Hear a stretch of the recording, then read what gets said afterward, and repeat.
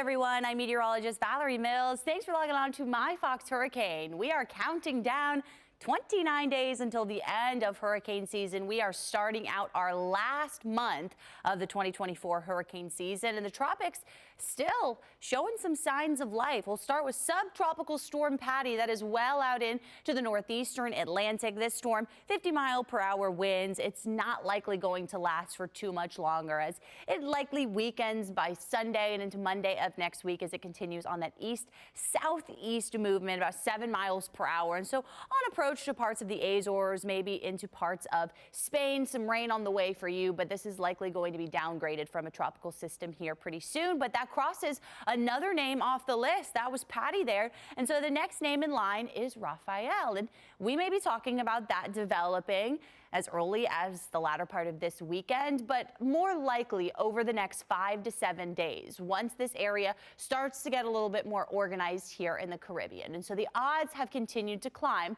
that we see something form, up to 80% over the next 7 days, 60% chance for this to form over the next 2 days. And then we've got another little area just to the north of Puerto Rico, this kind of yellow polygon here, a low-end chance of development. But what is interesting about these two separate waves that we are watching is that likely see them kind of combine into one area of low pressure. And I'll show you that in just a second. But the big picture here that we're tracking for overall the steering flow and where the system might be once it does develop, we've got a strong ridge of high pressure over the southeast. And what this is going to do is block this storm from kind of heading due north and northeast out to sea. And so this travels a little bit more north. Any development is going to be slow, and then it gets caught up in this strong westerly wind pattern. And so that's when we start to see it traveling towards the west-northwest. As that ridge starts to shift a little bit more east into the Atlantic, then we track this dip in the jet stream. That's what's going to start to pull this system north once it gets into the Gulf of Mexico. So really what's going to be key is when the system develops, where are these two main surface features going to be? Because that is going to be what's going to guide this storm. And so a little bit of good news is that once this system emerges into the Gulf of Mexico, it starts to encounter some drier air, some cooler waters, and some wind shear. I'll show you that in just a second. But all of those factors will be kind of working against this system. So remember how I mentioned we've got those two waves? They're likely to kind of combine into one area of low pressure somewhere in the vicinity of Cuba. And you can see that there on this map. It takes it into one area of low pressure as it brings it into the Gulf of Mexico. And so a lot of models have continued to kind of be all over the place. And that's because we haven't seen something form just yet.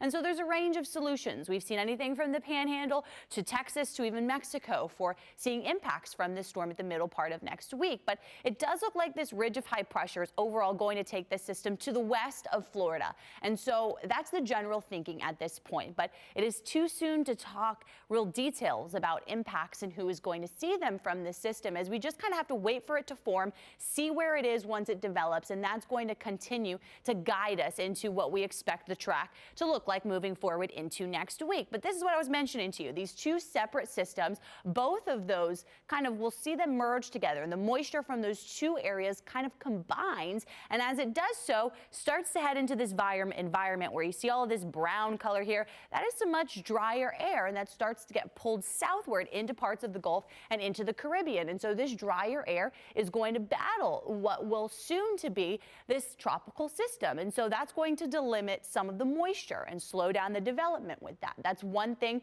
that's going to be kind of a battle for this potential storm as it starts to strengthen.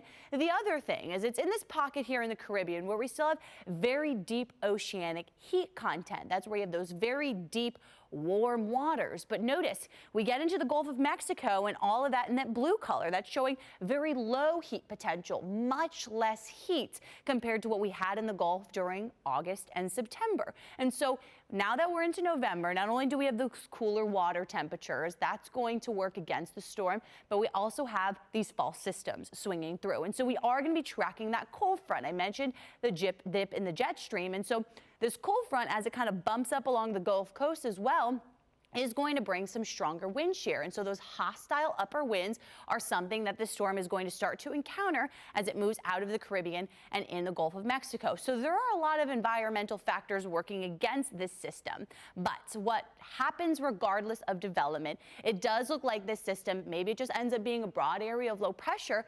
but it will start to bring some rain back to the state. And so we look ahead to next Tuesday, Wednesday, and then through the end of the week as this tropical moisture starts to return to the state of Florida. And so we're going to talk about some rounds of rain on the way for us toward the middle and the end of the week, but a lot of our models keeping this main area, this main center of circulation at this point to the west of the state. And so it is too soon to say for sure who is going to get the brunt of the impacts from what is a developing tropical system. So we're just going to continue to watch it. We'll keep updating you as things are likely going to kind of change a little bit here in the next couple of days. But the main messaging, things stay quiet right on through the start of next week. Then Tuesday and Wednesday, we start to talk about some rain and storms returning to the forecast. And now that we are in the month of November, we talk about much more limited areas for tropical development. But the system right here in the Caribbean, it's one of the key areas where we typically would watch some of these late season storms to develop.